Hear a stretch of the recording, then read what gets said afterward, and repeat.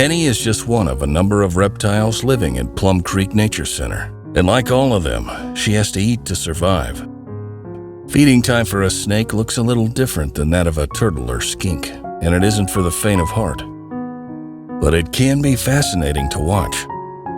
Penny eats about once a month and loves to chow down on rats, which are much more nutritious than mice. We don't feed live prey because if Penny wasn't in the mood to eat, the rat could injure her. Instead, we go with frozen rats, which are warmed up to mimic the temperature of live prey. Penny is a constrictor, and instinct takes over at feeding time. Even though the prey isn't alive, she still attempts to squeeze the life out while keeping a good grasp on its head. Once the process begins, it plays out over a series of minutes.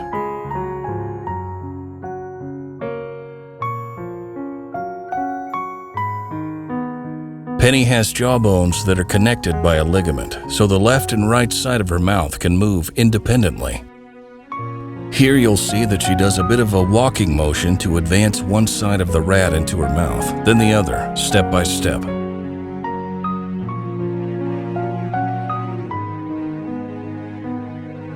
It's important to take prey head first. This helps the body parts lay down and fold up so it's easier to ingest, although here, you'll see one foot isn't quite cooperating.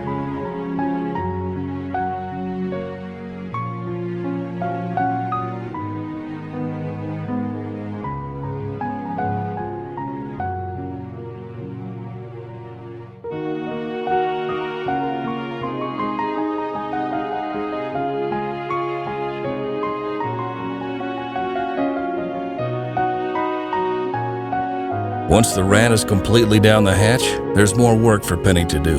Because a lot of the bones in her face move independently, she has to realign them. That's accomplished by opening and closing her mouth repeatedly. And the work continues internally, as it will take Penny about 4 to 5 days to completely digest that meal. While many people have a fear of snakes, it's important to know that they play a vital role in the ecosystem. Not only do they help keep rodent populations in check, but snakes are also prey for other animals. The next time you're at Plum Creek Nature Center, swing on by Penny's tank and say hello. You may look at snakes in a whole new light. After all, she's completely harmless, unless you're a rat.